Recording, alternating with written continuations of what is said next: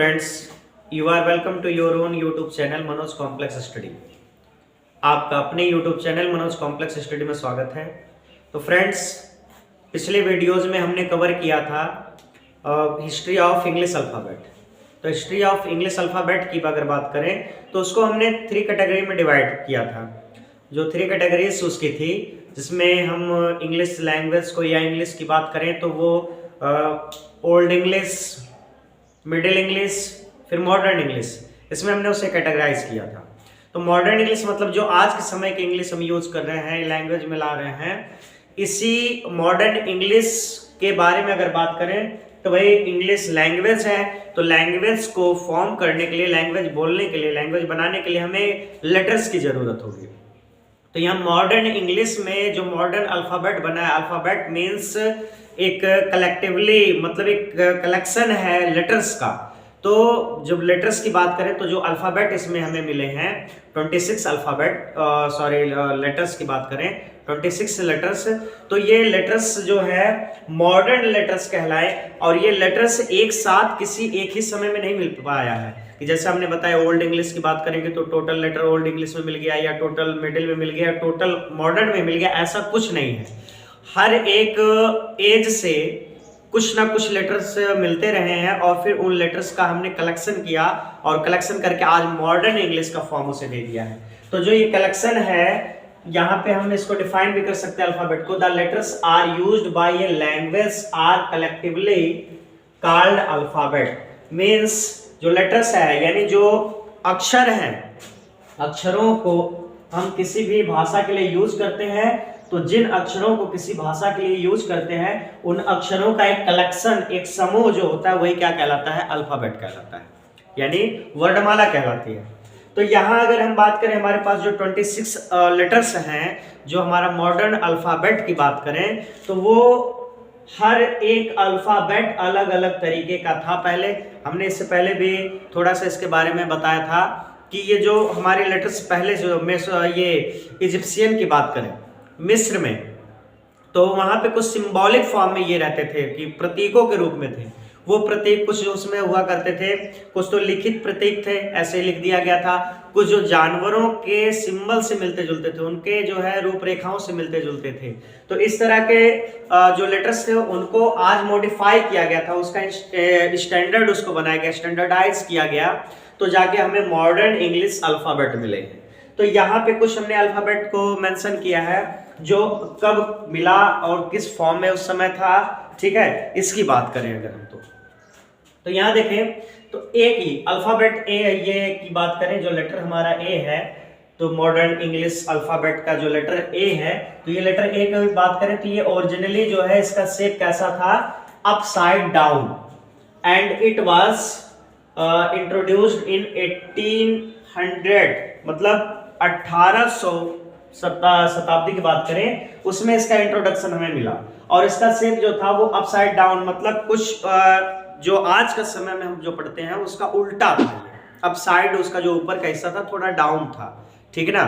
और उसके बाद ये बता रहे हैं कि it looks like animals head with horn of a aux.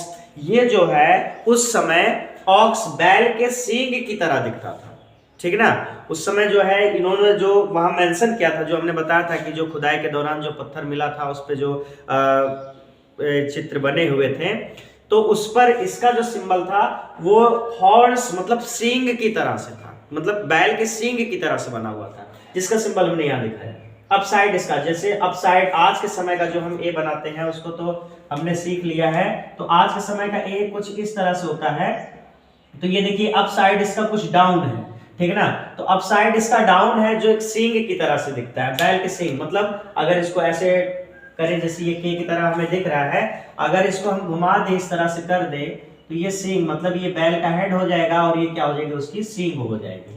उसी तरह से इसकी बात करें तो ये उस समय दिखता था हमें किस तरह से? बैल की सींग की तरह से दिखता था। और आज के समय में जो मॉडर्न इसको हमने बनाया है, तो मॉडर्न समय में इसको फ्लिप्ड किया गया, घुमाया गया, ऐसे घुमा दिया गया, और जब घुमाया गया तो आज के जो ए का शेप है वो हमें मिला, जो मॉडर्न ए के नाम से जानते हैं हम इसको, ठीक है। तो ये तो रहा ए की हिस्ट्री की बात अगर हम करें, ठीक, ये उसी समय की बात थी। इजिप्शियन के समय की, मिस्र के समय की बात थी, उनके शिलाओं पर ये ऐसा चित्र बना हुआ था जिसको हमने मॉडर्न समय में इसको मॉडिफाई किया गया, और मॉडिफाई कर क्या किया गया कि इसको ऐसे घुमा दिया गया है, फ्लिप्ड कर दिया गया है, तो जो हमें इस तरह ए का शेप मिलता है। ठीक है ना। अब उसके बाद आते हैं बी की बात करते हैं। तो बी जो है it was borrowed from Egyptian, ये भी इजिप्शियन से लिया गया था, यानी मिस्र वालों से ही ये मिला हमें बी भी यहाँ पे। और its original shape like the house with door, it represents shelter about 4000 years ago.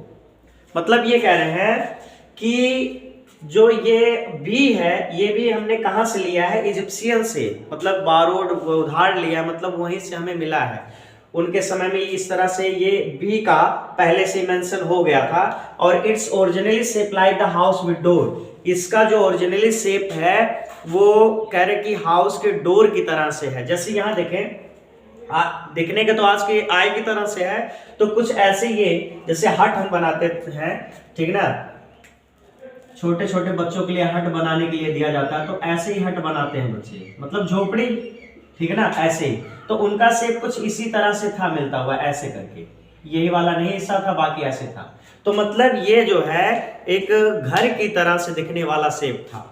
ठीक है। और इसका जो है रिप्रेजेंट शेल्टर, शेल्टर मतलब होता है निवास स्थान, जो है मतलब 4000 4K मतलब 1000 सिंबल जो है हम यूट्यूब में वगैरह हम देखते हैं या कहीं पे तो लिखा रहता है के का मतलब 1000, तो 4000 ईयर एगो मतलब 4000 साल पहले के जो घर हुआ करते थे वो कुछ इसी शेप के हुआ करते थे। ठीक है ना। तो ये हाउस के शेप का था।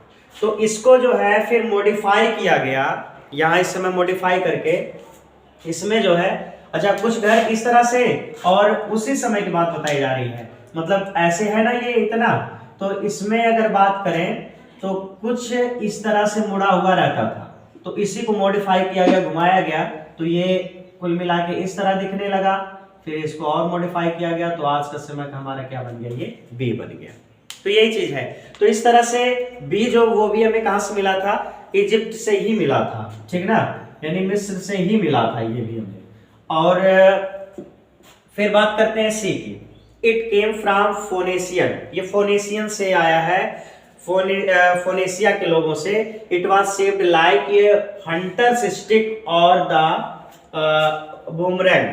मतलब अगर हम बात करें सी की तो ये भी कहां से आया, फोनेशियन से आया है, और इसका शेप जो था वो हंटर स्टिक की तरह से, मतलब जो शिकारियों की जो स्टिक होती है, डंडी होती है, उसके आकार का था, अथवा उसी को हम बूमरैंग कहते हैं। बूमरैंग जो है एक टाइप के बच्चों के, छोटे छोटे बच्चों के खेलने का एक टॉय है, खिलौना है, जिसका शेप जो है इस तरह से कुछ कर्व तरह से बना रहता है, ये ऐसे।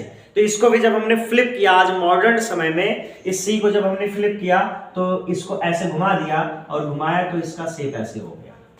ठीक है, इसको मॉडिफाई किया गया, तो आज ये सी की तरह से दिखता है, जो हम पढ़ते हैं उस सी की तरह से हो गया था जब हमने इसको मॉडिफाई किया। ठीक है। फिर बात करते हैं डी की।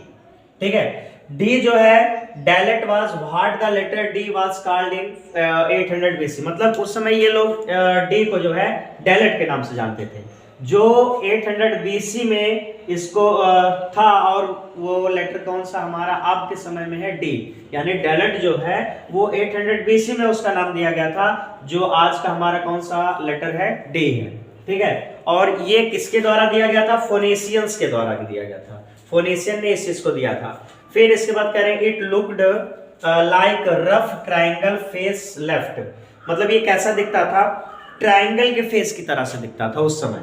उस समय अगर हम डी की बात करें तो ट्रायंगल के फेस की तरह से दिखता था। और फिर ग्रीक नेम इट डेल्टा, बाद में 800 BC की बात करें तो ग्रीक ने इसे क्या नाम दिया, डेल्टा नाम दिया। And it was flipped by Romans right side, और फिर इसके बाद आए रोमन्स, और रोमन्स ने इनके साइड को फ्लिप कर दिया, घुमा दिया, और साइड को जब घुमाया तो सेमी सर्कल शेप उसे दे दिया, जो आज का हमारा डी बन रहा है। भाई इसकी बात करें ट्रायंगल है, ट्रायंगल कब था, वो फोनेशियन के द्वारा दिया गया था 800 BC में।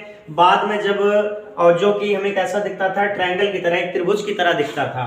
और बाद में आए कौन, रोमन आए, रोमन्स ने उन्हें फ्लिप किया और उसका नाम क्या रख दिया, ये सेमी सर्किल की तरह हो गया। और उनसे पहले ग्रीक्स ने उससे नाम दिया था डेल्टा का, इसको जो आज हम डेल्टा ग्रुप में पढ़ते भी हैं साइंस में। भाई डेल्टा अगर हमें बनाना होता तो कैसा बनाते हैं, त्रिभुज के आकार का बनाते हैं। तो ये नाम दिया गया था ग्रीक्स के द्वारा, ठीक है ना।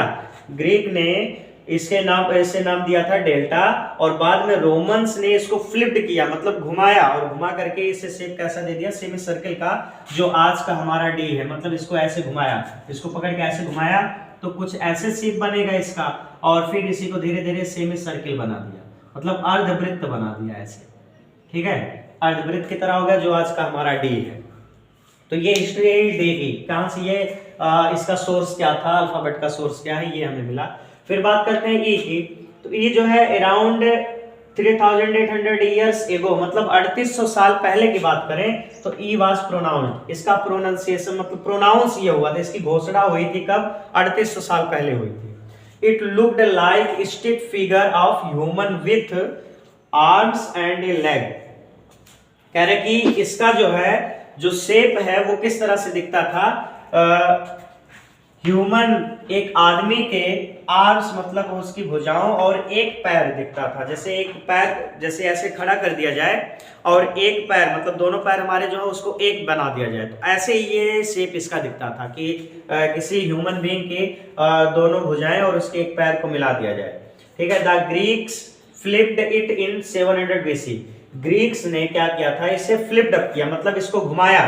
जैसे ये शेप आपको दिख रहा है इसी शेप का था, मतलब ये दोनों भुजाएं हो गई, एक पैर बीच में दिख रहा है कि एक पैर की तरह से।